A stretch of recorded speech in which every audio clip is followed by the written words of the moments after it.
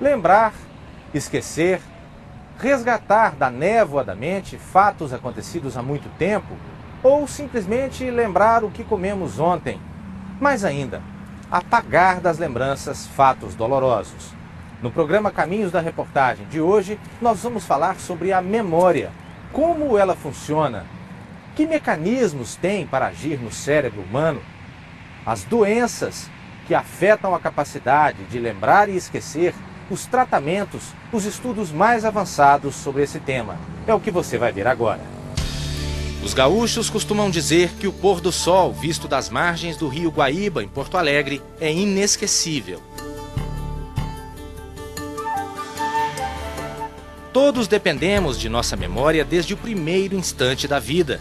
É por meio dela que guardamos as primeiras informações de afeto, o semblante das pessoas em redor, como se come, anda, fala, como brincar ou simplesmente como se comportar na vida em sociedade.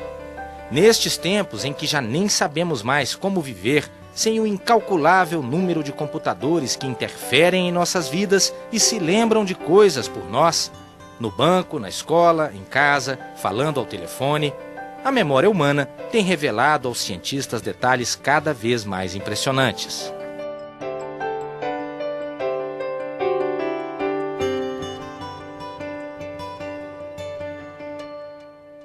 Este é o hospital da PUC do Rio Grande do Sul, em Porto Alegre. Todos os dias chegam centenas de pessoas em busca de atendimento médico.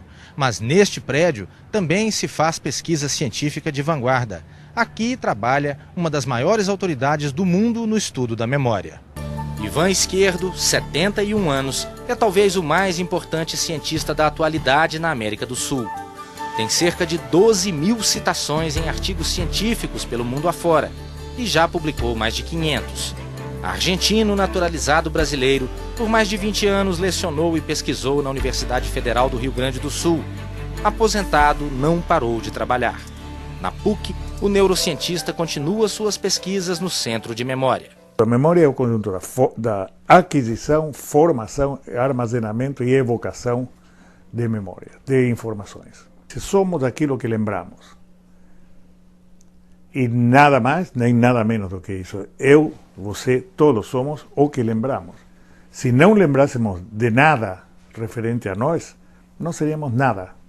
Seríamos ninguém, seríamos zero. As informações são recebidas pelos sentidos: audição, olfato, paladar, visão e tato. Chegam ao cérebro como impulsos elétricos conduzidos pelos nervos. E ali são processadas e guardadas, ou não. Tudo o que nos chega é registrado pelos sentidos, mesmo quando não percebemos. Mas só uma pequena parte desse conjunto de informações é realmente armazenada. É necessário ter lugar para guardar esses dados. Entra em cena uma face importantíssima para o bom funcionamento da memória, o esquecimento. Quem se lembra da tarde de ontem em detalhe? Segundo a segundo, ninguém.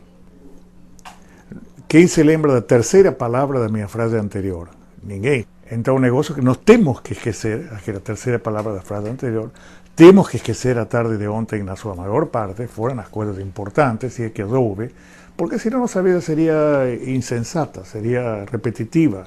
O escritor argentino Jorge Luis Borges tratou do assunto em vários de seus textos, especialmente em um conto, Funes, o Memorioso, publicado em 1943.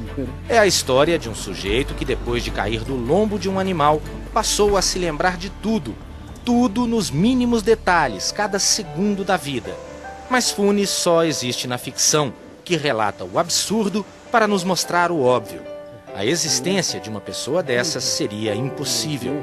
Isso porque, para se lembrar de todos os instantes do dia anterior, gastaria todos os instantes do dia de hoje, e não poderia viver, fazer coisas novas, nem mesmo as mais simples.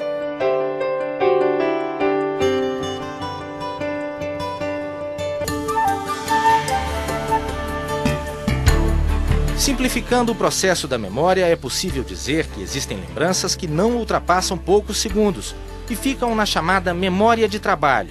Outras não ultrapassam a memória de curta duração ou duram poucos dias e depois desaparecem. Há pessoas que estudam só para o exame, para o vestibular, por exemplo. E outras pessoas que estudam para toda a vida. Então daí, vamos supor, 2 alunos, companheiros, amigos entre si, estudam a mesma coisa no cursinho, leem o livro, tá, mesmo fenômeno, e depois um deles estudou para o exame. O exame é daqui a 2 dias. Vai se lembrar no exame, vai passar o exame.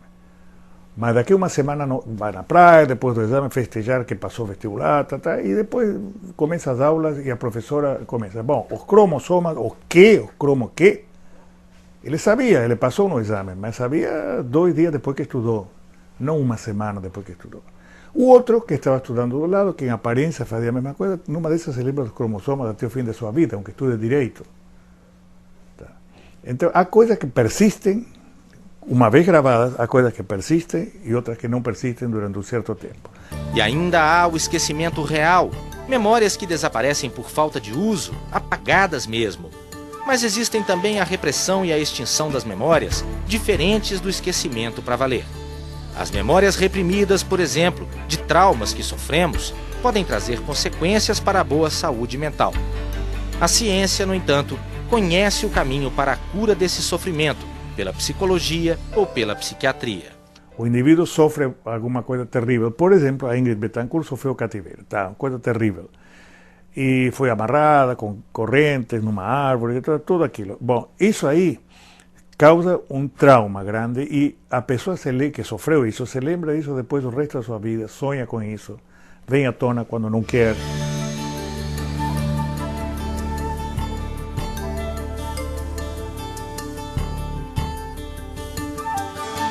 As descobertas mais recentes mostram que o fenômeno se dá com uma pequeniníssima alteração na composição química dos mediadores sinápticos, que fazem a liga entre os neurônios no cérebro.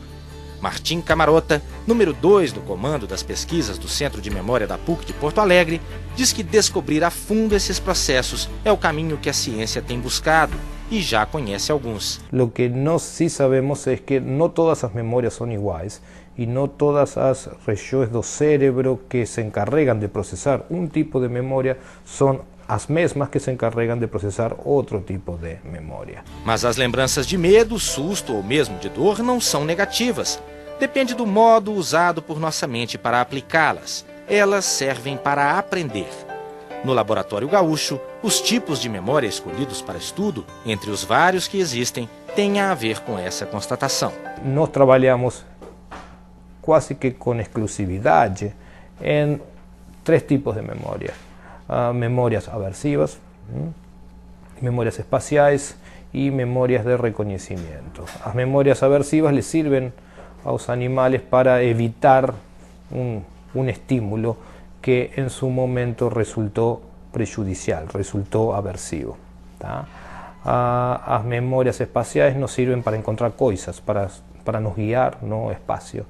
E as memórias de reconhecimento nos sirven justamente para distinguir um objeto de outro, uma pessoa de outra, uma circunstância de outra. A mente considerada saudável acaba por distinguir o aprendizado do trauma e não permite que as memórias ruins atrapalhem bons momentos da vida. Por exemplo, a memória de um fato de que um tigre um dia nos atacou, né? Bom, essa memória é bom tê-la por aí guardada, porque não vai ser que outra vez vamos no zoológico e um tigre nos ataque novamente, seria muito ruim. Então é bom nos lembrar que animais atacam, tá? E que uma vez nos atacou um animal. Mas não é bom lembrar disso o tempo todo. Não é bom lembrar disso quando estamos gostando de um bom vinho, ou brincando com nosso neto, ou fazendo amor, não. A memória da Ingrid Betancourt, por exemplo, do dia anterior ao dia em que foi libertada, eram ruins. Bom, essas memórias certamente eram ruins.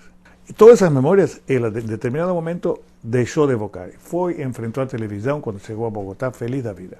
Contente de ver a mãe, contente de saber que os filhos estavam bem.